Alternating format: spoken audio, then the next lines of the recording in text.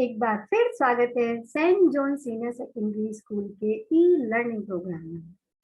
आज हम पढ़ेंगे नूतन सरल हिंदी माला का पाठ 1, जिसका नाम है सत्कर्तव्य, जो कि एक कविता है और जिसके कवि हैं श्री राम नरेश त्रिपाठी जी। तो कविता से पूर्व हम कवि परिचय के बारे में जानेंगे। तो आइए देखते हैं कवि परिचय। पंडित राम नरेश त्रिपाठी का जन्म जिला जौनपुर के कोयरीपुर नामक गांव में 4 मार्च सन 1881 ईस्वी को एक कृषक परिवार में हुआ था। इनके पिता पंडित रामदत्त त्रिपाठी धर्म व सदाचार परायण ब्राह्मण थे। निर्भीकता और आत्मविश्वास जैसे गुण इनको अपने परिवार से विरासत में मिले थे। हिंदी भाषा के पूर्व छायावाद युग के कवि थे। कविता, कहानी, उपन्यास, जीवनी, संस्मरण, बाल साहित्य सभी पर उन्होंने कलम चलाई। अपने 72 वर्ष के जीवन काल में उन्होंने लगभग 100 पुस्तकें लिखी। ग्राम गीतों का संकलन करने वाले वह हिंदी के प्रथम कवि थे, जिसे कविता कौमुदी के नाम से जाना जाता है। इस महत्वपूर्ण कार्य के लिए उन्होंने गांव-गांव जाकर रात-रात भर घरों के पिछवाड़े बैठकर सोहर और विवाह गीतों को सुना और चुना। वह गांधी जी के जीवन और कार्यों से अत्यंत प्रभावित थे। उनका कहना था कि मेरे साथ गांधी जी का प्रेम लड़काई को प्रेम है और मेरी पूरी मनोभूमिका को सत्याग्रह युग ने निर्मित किया है। बा और बापू उनके द्वारा लिखा गया हिंदी का पहला एकांकी नाटक है। स्वप्न पर इन्हें हिंदुस्तानी अकादमी का पुरस्कार मिला। पंडित त्रिपाठी जी की प्रारंभिक शिक्षा गांव के प्राइमरी स्कूल में हुई। कनिष्ठ कक्षा उत्तीर्ण कर हाई स्कूल व निकटवर्ती जौनपुर जिले में पढ़ने गए, मगर वे 10वीं की शिक्षा पूरी नहीं कर सके। 18 वर्ष की आयु में पिता से अनबन होने पर वे कलकत्ता चले गए। पंडित त्रिपाठी में कविता के प्रति रुचि प्राथमिक शिक्षा प्राप्त करते समय जागृत हुई थी। संक्रामक रोग हो जाने की वजह से वह कलकत्ता में भी अधिक समय तक नहीं रह सके। शीघ्र ही इलाज व स्वास्थ्यप्रद जलवायु पाकर रोग मुक्त हो गए। इस दौरान उनकी लेखनी पर मां सरस्वती की मेहरबानी हुई और उन्होंने हे प्रभु आनंददाता ज्ञान हमको दीजिए जैसी बेजोड़ रचना कर डाली, जो आज भी अनेक विद्यालयों में प्रार्थना के रूप में गाई जाती है। उन्होंने वर्ष 1920 में 21 दिनों में हिंदी के प्रथम एवं सर्वोत्कृष्ट राष्ट्रीय खंड काव्य पथिक की रचना की। मिलन 1918 13 दिनों में रचित, मानसी 1927 और स्वप्न 1929 15 दिनों में रचित। इसके लिए उन्हें हिंदुस्तान अकादमी का पुरस्कार मिला। स्वप्नों के चित्र उनका पहला कहानी संग्रह है। कहानी तर्कस, आंखों देखी कहानियां, स्वप्नों के चित्र, नखशिख, उन बच्चों का क्या हुआ आदि 21 अन्य कहानियां लिखी हैं। उपन्यास वीरांगना, वीरवाला, मारवाणी और पिशाचिनी सुभद्रा और लक्ष्मी, ये इन्होंने उपन्यास लिखे। नाटक जयंत, प्रेमलोक, वफाती, चाचा अजनबी, पैसा परमेश्वर, बा और बापू, कन्या का तपोवन, ये इन्होंने नाटक लिखे हैं। 16 जनवरी 1962 को अपने कर्मक्षेत्र प्रयाग में ही अंतिम सांस ली। अब हम देखते हैं कविता सत्कर्तव्य। तो सबसे पहले हम जानते हैं कि सत्कर्तव्य का अर्थ क्या होता है। तो सत कर्तव्य का अर्थ होता है स्वार्थ रहित कार्य। तो आज हम इनकी लिखी कविता को देखेंगे, जिसमें इन्होंने क्या बताया है। देखो कि कवि इस कविता में ये बता रहे हैं कि मनुष्य को अपना स्वार्थ छोड़कर देश और देशवासियों के प्रति कर्तव्यों को निभाना चाहिए। अपनी मातृभूमि पर रहते हुए उस पर रहने वाले सभी निवासियों की सेवा करना सभी मनुष्यों का कर्तव्य है। सृष्टि में जड़ और चेतन सभी अपने अपने कार्यों में लगे हुए हैं। यहाँ तक कि जड़ पदार्थ भी अपने अपने कार्य में जुटे हुए हैं। तुच्छ से तुच्छ पदार्थ भी निष्क्रिय हैं। मनुष्य प्रकृति का सबसे विकसित प्राणी है। मनुष्य को अपने कर्तव्य को और अधिक सफलता तथा जिम्मेदारी के साथ निभाना चाहिए। आइए अब हम रोचक कविता का वाचन करते हैं। देखिए, जग में सचर अचर जितने हैं सारे कर्म निरत हैं। धुन है एक न एक सभी को सबके निश्चित व्रत हैं।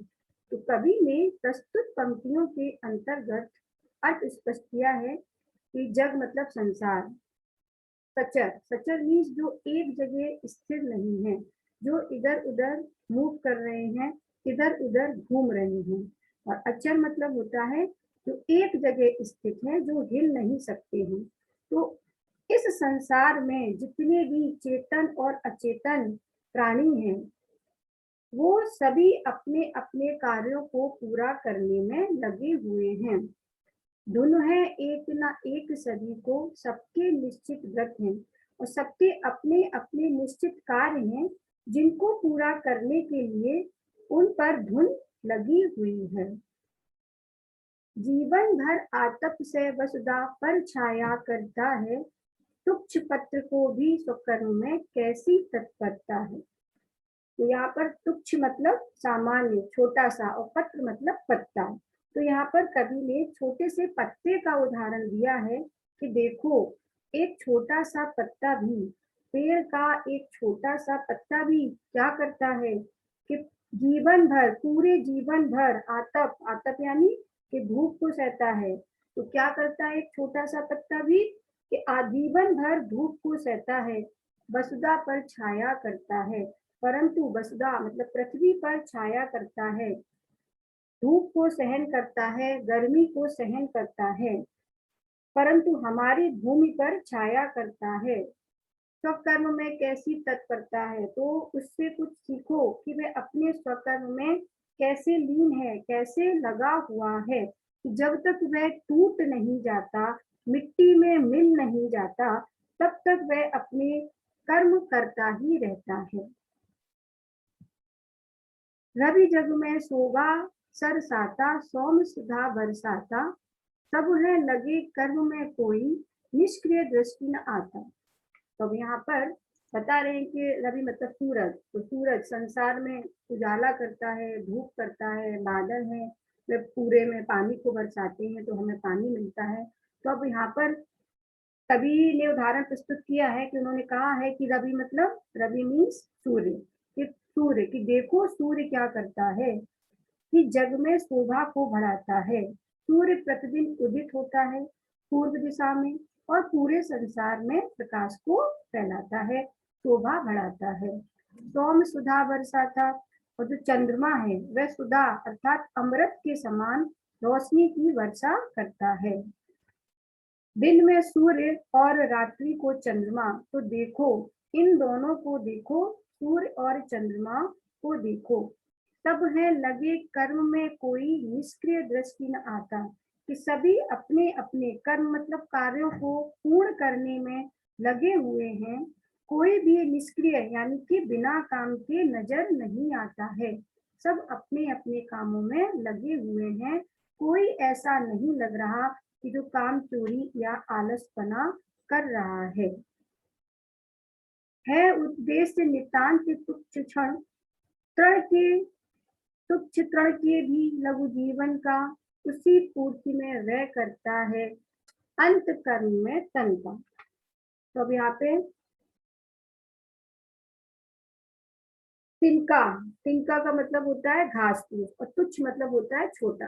तो देखो, एक सामान्य तिनका, तिनका हम घास को बोलते हैं, एक घास का तिनका, एक छोटे से घास के तिनका का भी एक अपना उद्देश्य होता है। उसका लघु जीवन का, उसका जीवन लघु छोटा जीवन होता है और छोटे से घास के तिनके का एक निश्चित उद्देश्य होता है। उसी पूर्ति में वह करता है अंत कर्म में धन का, और उसी की पूर्ति में वह अपने काम को पूरा करता है और उसी में अपने शरीर का अंत करता है।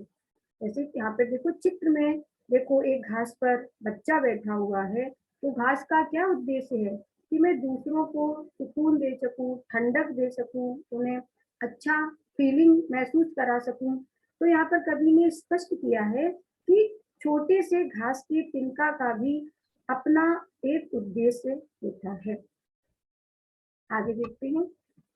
तुम मनुष्य हो अमित बुद्धि बल, विलसित जन्म तुम्हारा, क्या उद्देश्य रहित हो जग में तुमने कभी विचारा। तो अब यहाँ पर क्या कह रहे हैं कि तुम तो मनुष्य हो, तुम में क्या है अमित, अधिक बुद्धि, बुद्धिमान हो, बल, बलवान हो, तुम्हारे पास बुद्धि और बल दोनों हैं, विलसित, और इन दोनों से तुम्हारा जीवन चमत्कारिक है। क्या उद्देश्य रहित हो जग में तुमने कभी विचारा। तो अरे तुम तो मनुष्य हो, तुम्हारे पास बुद्धि है, ज्ञान है, फिर भी क्या तुमने इस पर विचार किया है कि तुम्हारे जीवन का उद्देश्य नहीं है, कोई उद्देश्य नहीं है। यहाँ पर कवि कह रहे हैं, बुरा न मानो एक बार सोचो, तुम अपने मन में क्या कर्तव्य समाप्त कर दिया तुमने निज जीवन में। तो कवि यहाँ पर क्या कह रहे हैं कि हे मनुष्य, तुम मेरी बात का बुरा ना मानना, लेकिन एक बार विचार अवश्य करना कि क्या तुमने अपने जीवन में अपने कर्तव्य को पूर्ण कर लिया है क्या। मतलब तुम उद्देश्य रहे तो इस चीज का बुरा ना मानो, एक बार सोचो तो कि तुम अपने मन में एक बार सोचो, विचार करो। केवल अपने लिए सोचते मौज भरे गाते हो, पीते खाते सोते जगते हंसते सुख पाते हो। तो हे मनुष्य, तुम इस भूमि पर आ तो जाते हो, लेकिन क्या करते हो, केवल अपने बारे में सोचते हो कि मुझे पैसा मिल जाए, मुझे गाड़ी मिल जाए, मुझे बंगला मिल जाए। मौज भरे गाते हो और मस्ती में भरे हुए गीत गाते हो, खाते हो, पीते हो, सोते हो, जागते हो, हंसते हो और समस्त सुखों को उपयोग करते हो, और समस्त सुखों का उपयोग करते हो। जग से दूर स्वार्थ साधन ही सतत तुम्हारा यश है। सोचो तुम्ही कौन अब जग में तुमसा स्वार्थ विवश है। अब यहाँ पर कवि ने कहा है कि देखो तुम क्या कर रहे हो, इस संसार से दूर रहकर स्वार्थ साधन मतलब केवल अपनी इच्छाओं की पूर्ति को पूरा करना ही क्या तुम्हारा यश है। मतलब तुम लगातार, सतत मीन्स निरंतर, लगातार तुम केवल अपनी इच्छाओं की पूर्ति में लगे रहते हो, तो क्या तुम्हारा यही यश है। सोचो तुम्ही कौन अब जग में तुमसा स्वार्थ विवश है। तो सोचो, सोचो, इस बात पर सोचो, ध्यान दो, विचार करो कि कौन, जग का अर्थ है यहाँ पे चेतन और अब का अर्थ है अचेतन, जड़ पदार्थ। इस प्रकार संसार में जो भी चेतन और अचेतन प्राणी हैं, तुम सा स्वार्थ विवश है, उसमें कौन तुम्हारे समान स्वार्थ की पूर्ति करने में विवश है, लाचार है। तुम तो बुद्धिमान हो, तुम्हारे पास बुद्धि है और बल दोनों हैं, लेकिन फिर तुम परमार्थ में नहीं लगे हुए हो, केवल स्वार्थ की पूर्ति में लगे हुए हो। आगे देखते हैं।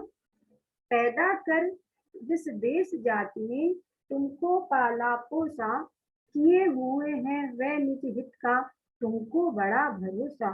तो अंतिम पंक्तियों में कवि ने यहाँ मनुष्य का क्या कर्तव्य है देश के प्रति उसको स्पष्ट किया है। उन्होंने कहा है कि जिस देश में तुमने जन्म लिया उस मानव जाति के प्रति तुम्हारा कुछ कर्तव्य है। जिस देश में तुमने जन्म लिया, जहाँ तुम पले हो, बड़े हुए हो, उस मानव जाति के प्रति तुम्हारा कुछ कर्तव्य है। निज हित जो देश जाति है, वो जो देश के लोग हैं, निज हित का मतलब अपने हित का, देश के लोगों का हित करोगे, उनके भले के बारे में सोचोगे, अच्छे के बारे में सोचोगे, इसका उन्हें भरोसा है। उससे होना पूर्ण प्रथम है सत्य कर्तव्य तुम्हारा, फिर दे सकते हो वसुधा को शेष जीवन सारा। तो देश के लोगों के को तुम पर जो विश्वास है कि तुम उनके लिए कुछ ऐसे कार्य करोगे जो उनके लिए अच्छे होंगे, परमार्थ की भावना से युक्त होंगे, तभी तुम उनसे पूर्ण हो पाओगे। पूर्ण मतलब धरती के प्रति अपने ऋण को चुका पाओगे। यही तुम्हारा प्रथम कर्तव्य है कि तुम जिस देश की धरती पर तुमने जन्म लिया है, पले हुए हो, बड़े हुए हो, उसके प्रति अपने कर्तव्यों को पूरा करो। उसके बाद उसके बाद फिर दे सकते हो वसुधा को शेष जीवन सारा। तो उसके बाद तुम इस भूमि को अपना सारा जीवन दे सकते हो, अपने बारे में सोच सकते हो, अपने सुखों की पूर्ति कर सकते हो। परंतु तुम्हारा प्रथम कर्तव्य है, जिस धरती पर तुमने जन्म लिया है, उस देश के लोगों के प्रति, मानव जाति के प्रति उसके सुखों का ध्यान रखो। अब देखिए कविता का सारांश। सार क्या है कि इस कविता में कर्तव्यों का पालन के बारे में वर्णन किया गया है। कर्तव्यों का पालन वे ही कर सकते हैं जिनको अपने दायित्वों के बारे में पता होता है। अपने कर्तव्य हमें कोई नहीं सिखा सकता, हमें खुद ही सीखना पड़ता है। जैसे जब हम छोटे होते हैं तो हमारी जिम्मेदारी माता पिता लेते हैं, और जब हम बड़े होते हैं तो हम सीखते हैं कैसे हमें अपनी जिम्मेदारी लेनी है। हमें जिम्मेदारियों से पीछे भागेंगे, अगर हम जिम्मेदारियों से पीछे भागेंगे और हिम्मत हार देंगे तो हम कभी भी अपने कर्तव्य का पालन नहीं कर पाएंगे। जिस दिन हम ये समझ जाएंगे हम सब कुछ हासिल कर लेंगे। तो आशा करती हूँ कि आप सबको ये कविता अर्थ सहित आपको अच्छे से समझ में आ गई होगी। धन्यवाद।